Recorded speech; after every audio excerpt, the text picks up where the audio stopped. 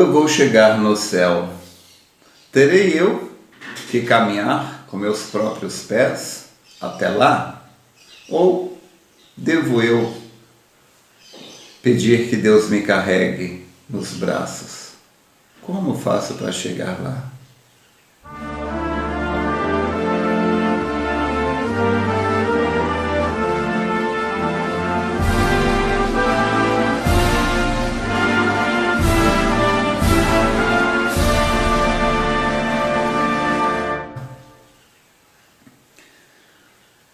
Muitas pessoas fazem um certo tipo de confusão nesse aspecto. Como diz o pastor Adalto, as pessoas estão sempre espiritualizando o que é natural e naturalizando o que é espiritual. As pessoas estão tentando fazer aquilo que cabe a Deus fazer e entregando, delegando a Deus aquilo que elas deveriam fazer. Então, precisamos novamente de usar a inteligência que Deus nos deu, o bom senso e orientação, não é? Através do Espírito. Então, o apóstolo São Paulo, na sua carta aos Romanos, capítulo 4, ele fala assim, que Abraão ele foi justificado pela fé. Ele não tinha obras, nenhuma obra para ser considerado justo. A sua fé é que era correta. Então, no verso 5 do capítulo 4, Paulo diz assim, mas aquele que não pratica, que não é perfeito, porém crê naquele que justifica o ímpio, a sua fé lhe é imputada como justiça. Verso 6. Assim também Davi declara, bem-aventurado o homem a quem Deus imputa a justiça sem as obras, dizendo, bem-aventurado aqueles cujas maldades são perdoadas e cujos pecados são cobertos. Bem-aventurado o homem a quem o Senhor não imputa pecado. Bem, então isto nos leva a algo, a crer em algo assim. Existe um tipo de pessoa a quem Deus declara ser perfeito, sem aquela pessoa ser perfeita. Existe uma pessoa que receberá um galardão por uma obra que ele não praticou, mas aquele galardão vai ser dado àquela pessoa porque um outro praticou aquela obra. Claro, é óbvio, se você é uma pessoa revelada e tem entendimento dessa escritura, você sabe que toda a nossa perfeição é por representação. Nenhum homem é perfeito em si só, mas ele toma a perfeição de Jesus Cristo, porque Jesus tomou o nosso pecado, ele levou o nosso pecado para que nós levássemos a justiça dele, claro. Agora, a coisa vem bem aqui, o problema vem bem aqui. Há uma linha religiosa que acredita que tudo que ele tem que fazer é aceitar Jesus, fala, não, eu aceito Jesus, agora eu pertenço a essa ou aquela igreja, sou batizado e tal, tenho o meu nome lá na igreja, pronto, aí agora a salvação é pela graça, não é? Então não tenho que fazer mais nada, e aí continua um pecador, foi batizado, entrou na água um pecador seco e saiu da água um pecador molhado, não mudou nada, não houve um novo nascimento, quando ele confia inteiramente, exclusivamente em Deus, até mesmo, né, a sua obra, o seu comportamento, fala, tudo é pela graça, ele não entendeu algo ainda. Outras pessoas, por um outro lado, quer produzir a salvação por si mesmo, através de suas obras, quer ser uma Madre Teresa de Calcutá, uma mulher admirável, claro, uma mulher admirável, digno de todo o nosso respeito e consideração, uma mulher para quem tiramos o chapéu. Mas o assunto em apreciação aqui, não é você entender que você não compra a sua salvação com obras. A salvação é única e exclusivamente pela fé, através da graça. Então, o que eu preciso? Do que é que eu preciso então para chegar lá? Eu vou lá, é Deus que vai me levar ou é eu que vou caminhando? É fé ou é obras? São as duas coisas.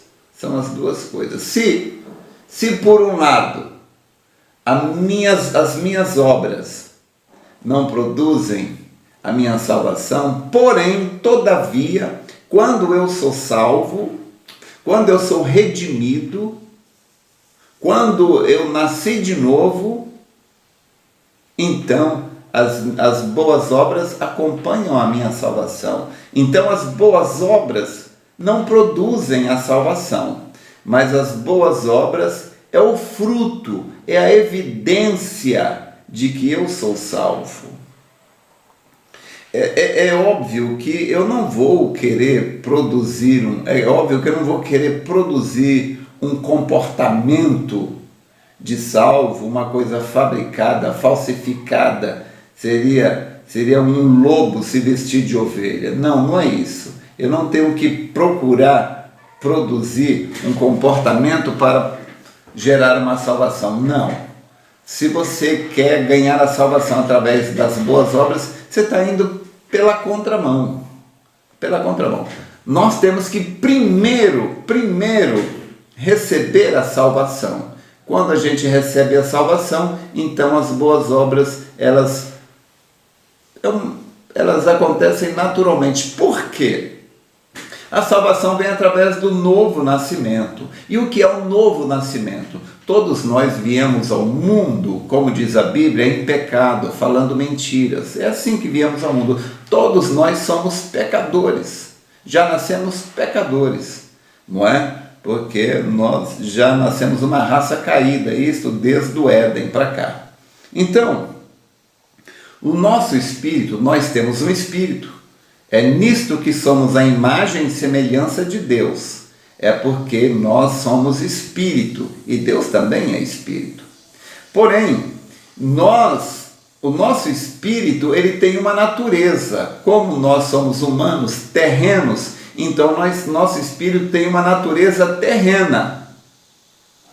Agora, um espírito de natureza terrena não pode agradar a um Deus celestial, que tem a natureza celestial. Não combina. São duas coisas opostas. É que Paulo disse, o espírito luta contra a carne contra o espírito. Então, é por isso que o Senhor Jesus Cristo disse a Nicodemos, em São João capítulo 3, verso 3, necessário vos é nascer de novo. O que é isto, nascer de novo? O nosso espírito, ele tem uma natureza, que, como eu disse, é humana. E Deus tem uma outra natureza diferente, que é divina.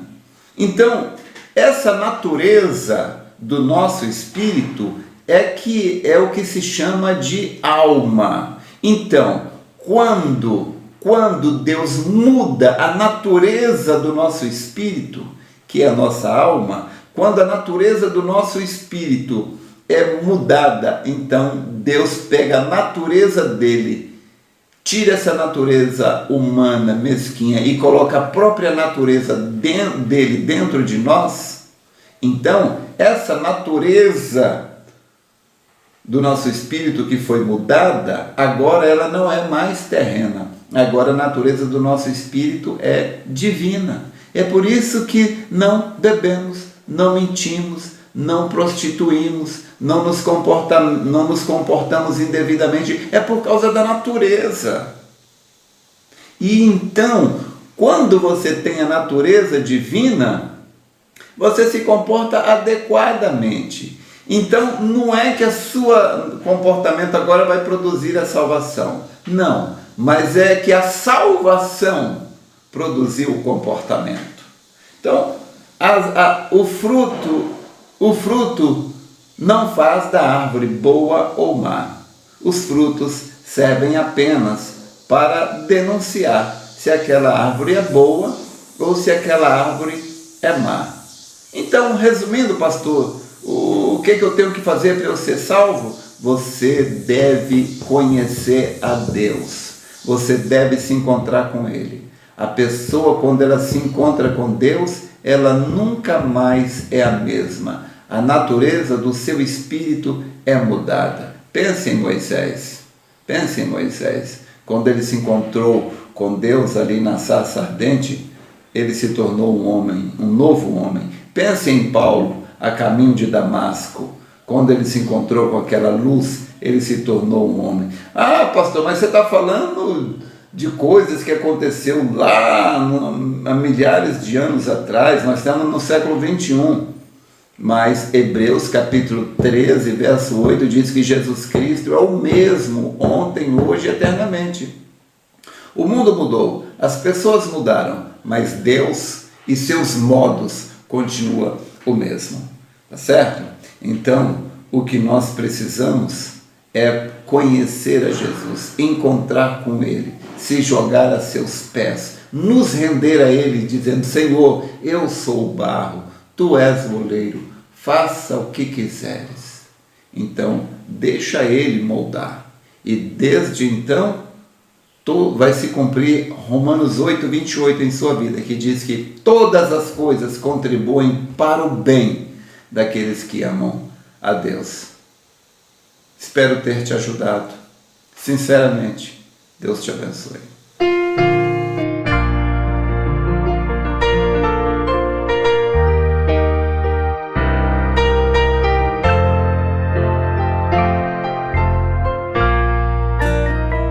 Quando eu chegar ao lindo céu um dia, eu hei de ver primeiro meu Senhor.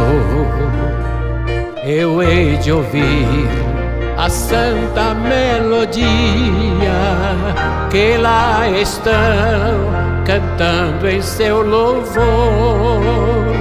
Então serei feliz entre os remidos e lhes direi do meu prazer sem fim, porque no céu não haverá gemidos e o céu será de glórias para mim.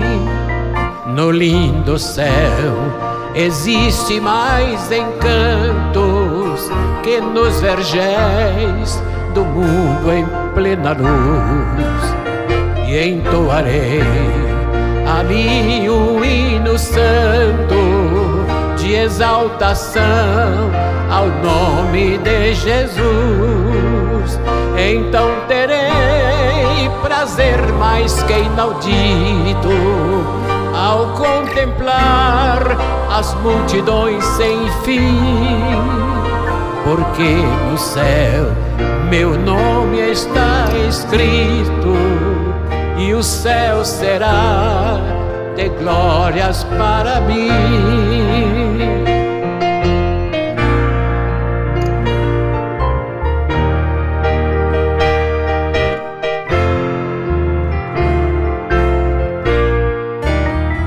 No lindo céu verei os meus amigos e meus irmãos, eu hei de ver também, sem mais temer tristezas e perigos.